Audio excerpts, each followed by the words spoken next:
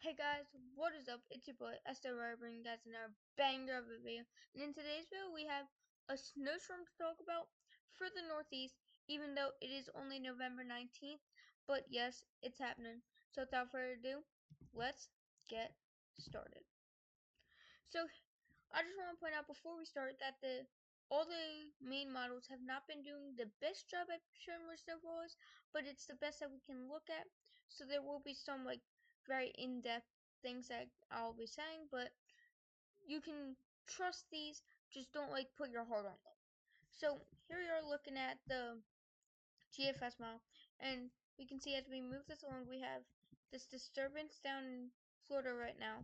We move this along, and we can see here that storm starts to form, and then it spins out. And with the spinning out gives it some Michigan some snow. Then it continues, and then it drags all this back air, all this cold air, just back towards the back of the storm. We can see the secondary low forming right here. This is a Miller B type storm, and continues to spin out, and then it essentially transfers all its power to the secondary low, and then the secondary low runs onshore and delivers to the mountain areas some snow. However, as it continues to go onshore, this original low that was over here by Michigan continues to bring down cold air. So we can see now parts of eastern PA are getting some snow showers, and then that warm air starts to surge back up, so it might change over to snow. If we take a sounding right here, we can see 39 degrees. So it wouldn't be, if it's snow, it wouldn't be sticking. And then, see, the storm goes off and leaves us. So that's the first model. Second model I want to look at is the Canadian model. So, Canadian model, not that. Canadian model, we can see, bring it along, as it's forming, it has the snow not being as strong up here in the Michigan area, and the storm's not being as strong.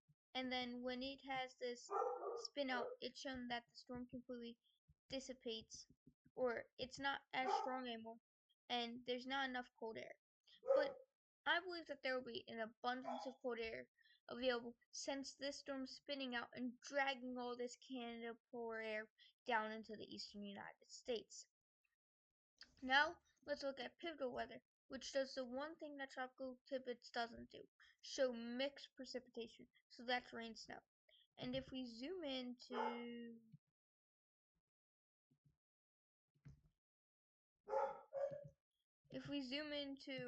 the northeast here, if I can actually get it.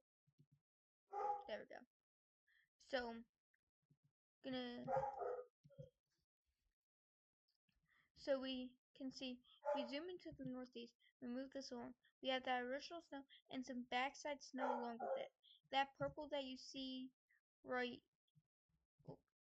there is actually heavy snow and not mixed precipitation.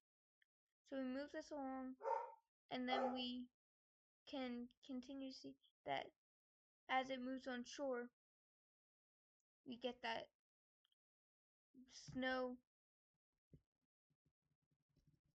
As it moves on shore, we have that low forming, moving on shore. We actually get that backside snow turning into a mixed precipitation. I'll take a sounding right here. Yeah, 38 degrees, so mixed precipitation.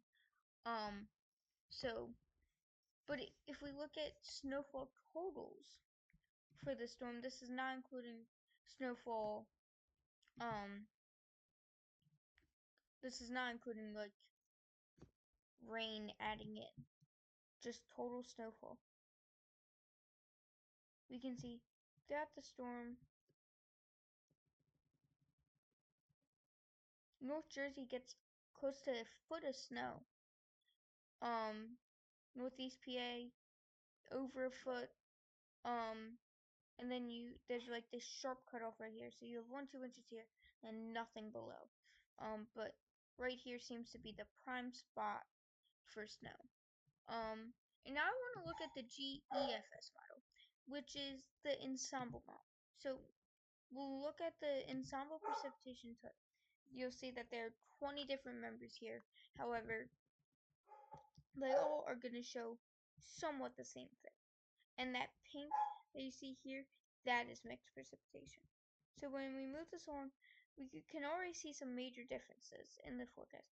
Some have stronger pockets of snow up towards the mountainy areas of northern PA and southern New York, and some have the snow being more eastward and northeastward, and being less strong. So we continue to move this on, and we can see that when this storm then moves in, some models have it like take model 5 up here. We can see it just has the snow being right here and down here, nothing. But then models 2, 3, and 4 all have heavier snow there. And then we have like model 12, for example, which has heavy snow here. And then we continue to move this along. We can see right here, this is now 78 hours out.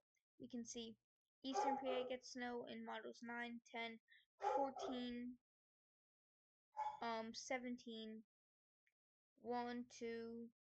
Then we move this along one more. We can see that rain starts to creep back in on every ensemble but a couple. Then like member 13 has no rain creeping back in, and instead a secondary storm coming up and delivering more snow.